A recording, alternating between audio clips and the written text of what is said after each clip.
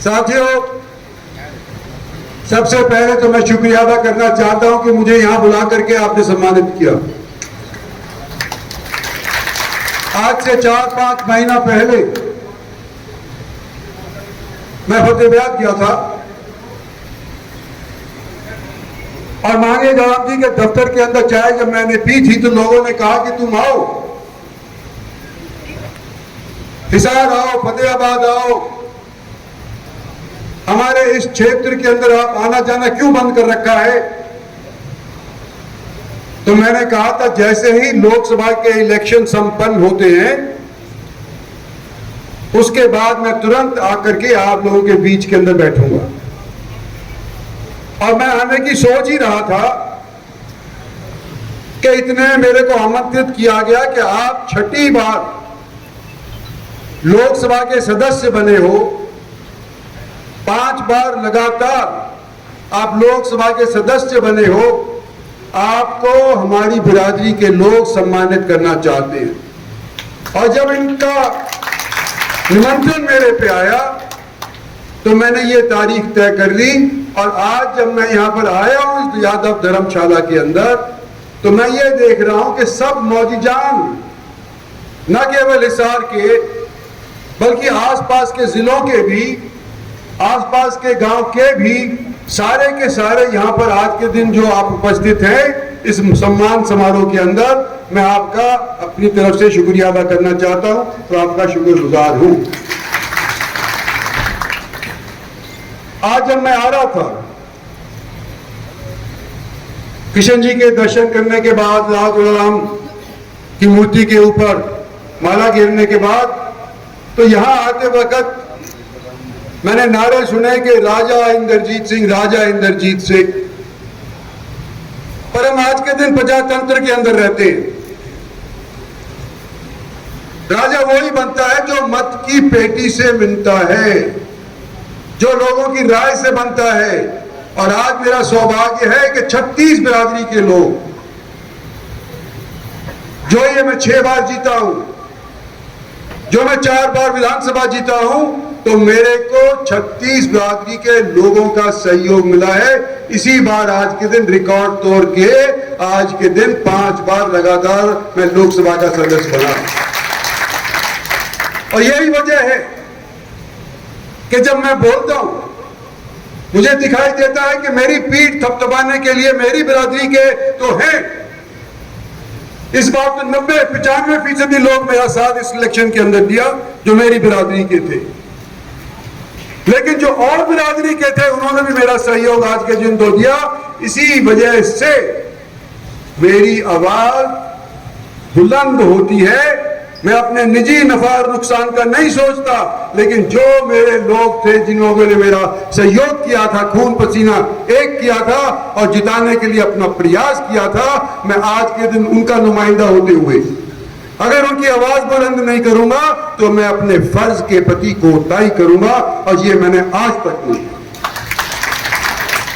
अगर मैंने ये रिकॉर्ड तोड़ा है तो मैं समझता हूं कि यह इसलिए टूट पाया है कि लोगों की दी हुई ताकत को मैंने कभी भी आज तक अपने निजी स्वार्थ के लिए इस्तेमाल नहीं किया है, बल्कि पब्लिक की विभूति के लिए और तरक्की के लिए ही इस्तेमाल किया है। अब मैं 74 साल का हो गया, रंग बदलने का तो मतलब ही नहीं, जैसा था जवानी के अंदर ऐसा रहूंगा। और जब तक मैं इलेक्शन नहीं लड़ता, जब तक मैं इलेक्शन लड़ता रहता हूं, जब तक लोग मुझे चुन करके भेजते रहते हैं, तब तक मैं इसी सूरत से, इसी नियत से, इसी तरह से अपना काम करता रहूंगा। आज आपके बीच के अंदर आकर के मुझे बड़ा अच्छा लगा। आपने कहा कि भाई आशीर्वाद दो। भाई आशीर्वाद तो बाबा लोग देते हैं या बुजुर्ग हो जाते हैं तो वो देते हैं। तो मैं समझता हूं कि मेरी उम्र के भी कई लोग यहां बैठे, तो आशीर्वाद देने लायक तो मैं नहीं, जवानों को तो मैं दे नहीं देता, लेकिन जवाब इतने नजर नहीं आ रहे तो मैं आशीर्वाद नहीं दूंगा, सलाह दूंगा। सलाह, मेरी सलाह यह है कि छोटा सा हरियाणा है और हमने जो राजनीतिक हैसियत पाई है, डॉक्टर बरभाई लाल जी, ओम प्रकाश जी, चंद्रभान यादव जी, बलवंत यादव जी, सहदेव यादव जी, सीताराम यादव जी, गुलाब यादव, मांगेराम जी, संदीप यादव, बलजीत यादव, यादवेंद्र काउंसिलर, डॉक्टर बक्षीराम जी, कुलदीप लाला, करण सिंह, सुदेश सरपंच, गायत्री यादव जी, आजाद सिंह, मनोज यादव, नरेंद्र यादव, सम्मानित मंच और यहाँ उपस्थित इलाके की सरदारी माता बहनों, इनकी संख्या थोड़ी कम है लेकिन है। साथियों, सबसे पहले तो मैं शुक्रिया अदा करना चाहता हूं कि मुझे यहां बुला करके आपने सम्मानित किया। आज से 4-5 महीना पहले मैं फतेहाबाद गया था और मांगेराम जी के दफ्तर के अंदर चाय जब मैंने पी थी तो लोगों ने कहा कि तुम आओ, हिसार आओ, फतेहाबाद आओ, हमारे इस क्षेत्र के अंदर आप आना जाना क्यों बंद कर रखा है? तो मैंने कहा था जैसे ही लोकसभा के इलेक्शन संपन्न होते हैं उसके बाद मैं तुरंत आकर के आप लोगों के बीच के अंदर बैठूंगा। और मैं आने की सोच ही रहा था कि इतने मेरे को आमंत्रित किया गया कि आप 6ठी बार लोकसभा के सदस्य बने हो, 5 बार लगातार आप लोकसभा के सदस्य बने हो, आपको हमारी बिरादरी के लोग सम्मानित करना चाहते हैं। और जब इनका निमंत्रण मेरे पे आया तो मैंने ये तारीख तय कर ली और आज जब मैं यहाँ पर आया हूँ इस यादव धर्मशाला के अंदर तो मैं ये देख रहा हूँ कि सब मौजीजान न केवल हिसार के बल्कि आसपास के जिलों के भी, आसपास के गांव के भी सारे के सारे यहाँ पर आज के दिन जो आप उपस्थित हैं इस सम्मान समारोह के अंदर, मैं आपका अपनी तरफ से शुक्रिया अदा करना चाहता हूं, तो आपका शुक्रगुजार हूं। आज जब मैं आ रहा था किशन जी के दर्शन करने के बाद, राम की मूर्ति के ऊपर माला गिरने के बाद, तो यहां आते वक्त मैंने नारे सुने कि राजा इंद्रजीत सिंह, राजा इंद्रजीत सिंह। पर हम आज के दिन प्रजातंत्र के अंदर रहते हैं। राजा वही बनता है जो मत की पेटी से मिलता है, जो लोगों की राय से बनता है। और आज मेरा सौभाग्य है कि 36 बिरादरी के लोग, जो ये मैं 6 बार जीता हूं, जो मैं 4 बार विधानसभा जीता हूं, तो मेरे को 36 बिरादरी के लोगों का सहयोग मिला है। इसी बार आज के दिन रिकॉर्ड तोड़ के आज के दिन 5 बार लगातार मैं लोकसभा का सदस्य बना। और यही वजह है कि जब मैं बोलता हूं मुझे दिखाई देता है कि मेरी पीठ थपथपाने के लिए मेरी बिरादरी के तो हैं।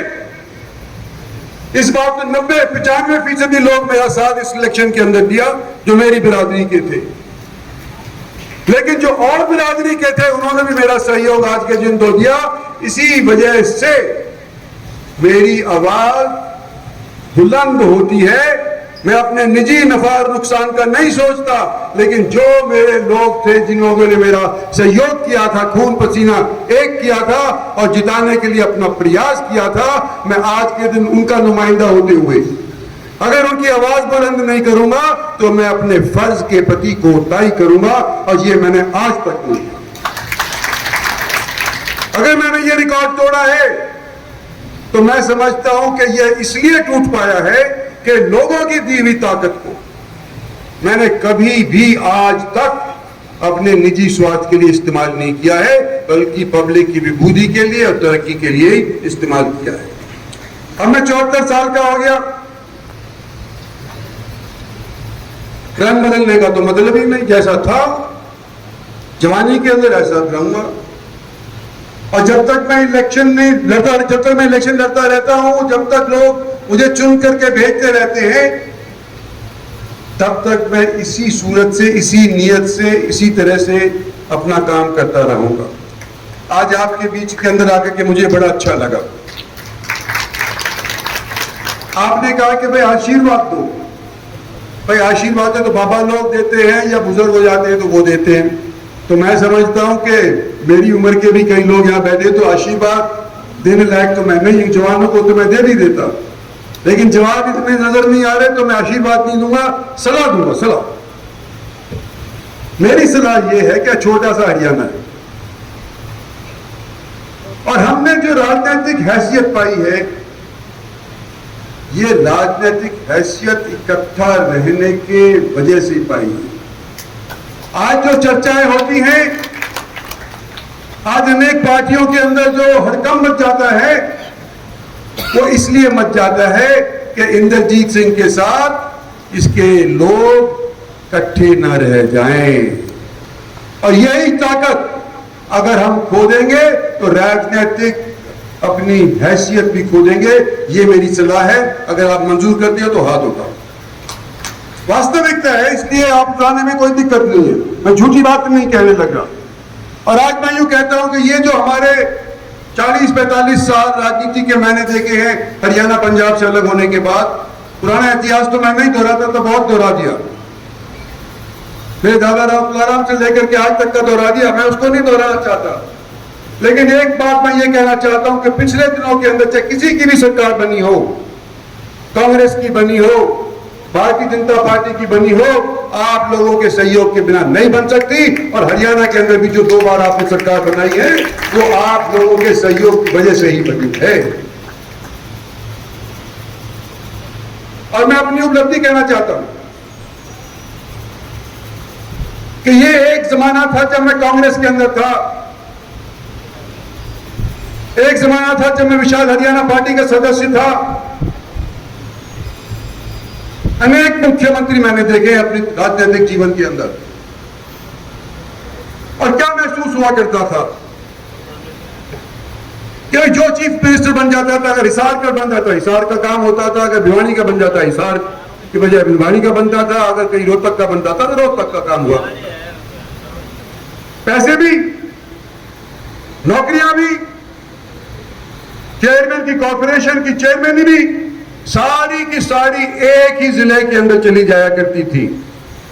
और आप याद करो मांगीराम जी, हमने उस टाइम के ऊपर इंसाफ मंच के प्रधान बनाए थे और हमने कहा था हरियाणा के अंदर इंसाफ नहीं हो रहा। लोग सब सरकार बनाते हैं, 26 बिरादरी के लोग बनाते हैं, हर एक जिले के बनाते हैं, लेकिन एक ही जिले के अंदर सारी संपत्ति सरकार की समेट करके आप दे दोगे तो इंसाफ नहीं हो रहा। और इंसाफ देने के लिए हमने इंसाफ मंच बनाया। आज भी इंसाफ मंच कायम है, लेकिन राजनीतिक संस्था नहीं है, सामाजिक संस्था है।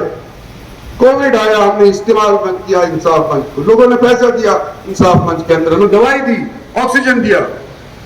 कहीं आपात स्थिति आ जाती है तो वहां इंसाफ मंच इस्तेमाल होता है। लेकिन आज के दिन भी इंसाफ मंच के जो लोग हैं वो फख्र महसूस करते हैं कि भारतीय जनता पार्टी को ज्वाइन करने से पहले जिस तरह से हमारा स्वागत हरियाणा के हर क्षेत्र के अंदर इंसाफ मंच वालों का हुआ था, शायद आज के दिन इस तौर के ऊपर मंत्री बनने के बाद भी मेरा स्वागत हरियाणा के अंदर नहीं हुआ था। क्योंकि हम लोगों की बात करते थे, लोगों की पीड़ा जो दिमाग के अंदर थी उसकी बात करते थे कि हमारे को यही लक्ष्य है, हमारे को यही ध्येय है कि हम लोगों को इंसाफ दिलवाएंगे जो किसी क्षेत्र के भी हो। मेरा मन बदला नहीं है। हम सब चाहते थे कि नरेंद्र भाई मोदी को प्रधानमंत्री बनाया जाए। हम चाहते हैं हमारा देश 2047 के अंदर विकसित हो। ये हमने करवाया और 10 साल के अंदर हमने सब ने मिलकर के दोबारा से, और अब की बात फिर दोबारा से नरेंद्र भाई मोदी को प्रधानमंत्री बना दिया। लेकिन हरियाणा के अंदर अभी इंसाफ दिलाना बाकी है। हरियाणा के अंदर जितना काम किया है उसका मैं जिक्र करना चाहता हूं। आप याद करो कि मैं अगर रिटायर हो जाऊंगा, मैं फर्ज करो अगर इलेक्शन हार जाऊंगा तो मेरे को पेंशन मिलेगी। कोई एमएलए हार जाता है तो उसको पेंशन मिलती है, लेकिन जिला परिषद का कोई सदस्य अगर हार जाता है उसको पेंशन नहीं मिलती, अगर कोई सरपंच हार जाता है उसको पेंशन नहीं मिलती, अगर कोई म्युनिसिपल कमेटी का सदस्य बन करके हार जाता है तो उसको पेंशन नहीं मिलती। तो किसने उठाई थी भाई कि सरपंचों को पेंशन दे? किसने सिरे चलाई थी ये बात? सबसे पहले मैंने ये चलाई थी कि जो लोग आज के दिन यूं कहते हैं कि एमएलए को अख्तियार है, जो लोग यूं कहते हैं कि एमपी को अख्तियार है कि अगर हाथ जाता है और एक बार बन चुका है तो उसको पेंशन दो, तो सबसे पहले मैंने ये आवाज उठाई थी कि ये भी तो चुने हुए नुमाइंदे हैं, चाहे सरपंच हो चाहे जिला परिषद का सदस्य हो, और आज के दिन और मैंने यूं कहा था जब हमने इंसाफ पंच बनाया था कि हर एक क्षेत्र के अंदर बराबर के तौर के ऊपर नौकरी देनी चाहिए। जो लायक है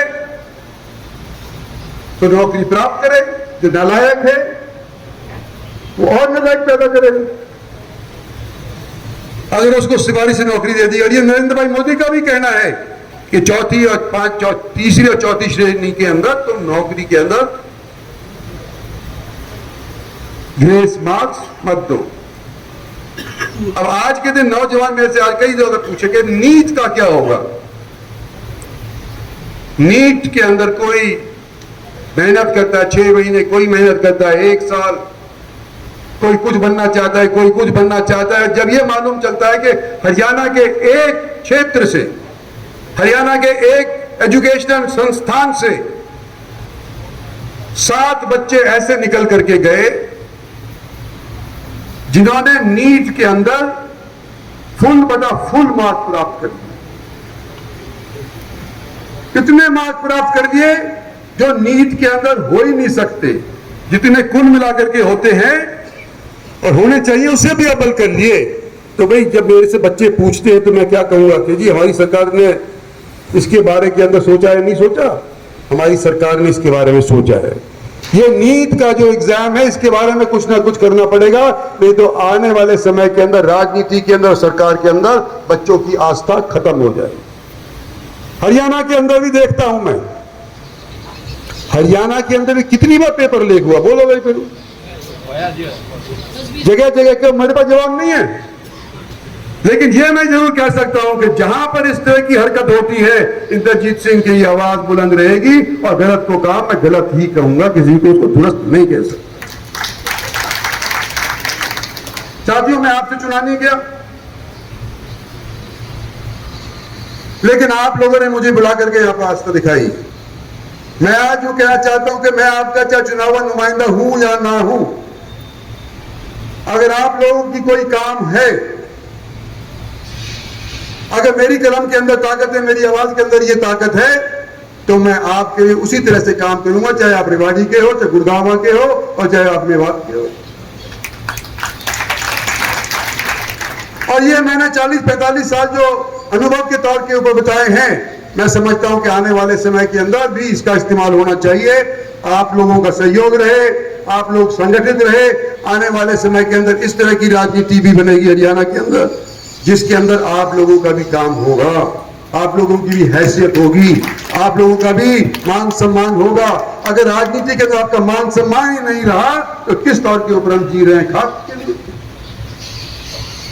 जिल्लत के लिए। हमारे को अगर जीना है तो मान सम्मान से जीना है, और जिस सरकार को हम बनाते हैं उस सरकार से हमको काम भी लेना आता है और उस सरकार से हम काम भी लेंगे। तो आपकी जो काम मेरे पास आए हैं इनके ऊपर पूरी तवज्जो दूंगा अपनी तरफ से, और आप लोगों का मैं शुक्रिया अदा करना चाहता हूं कि आप लोग तो आए, आपके बच्चे भी आए। हमारे को ये नई पीढ़ी के लिए भी तैयार करना पड़ेगा। हम सिर्फ रिटायर्ड लोग, मैं भी रिटायर हो जाऊंगा 2-4 साल के अंदर, हम रिटायर्ड लोग अकेले इस बोझे को नहीं उठा सकते। मास मूवमेंट की जरूरत है, और मास मूवमेंट सब नहीं कर सकते। एक व्यक्ति के नीचे मास मूवमेंट हो सकती है, क्योंकि वो पॉइंट्समैन होता है। फौज के अंदर कहते हैं पॉइंट्समैन कौन है, स्काउट कौन है। तो पॉइंट्समैन अभी तक तो लोगों ने मेरे को माना है, ये 5-4 साल मेरे और बचे हैं राजनीति के अंदर, आज भी मुझे आप पॉइंट्समैन मानो। आने वाले समय के अंदर आपको इंसाफ दिलाने का पूरा प्रयास करूंगा। धन्यवाद और जय। बहुत बहुत धन्यवाद।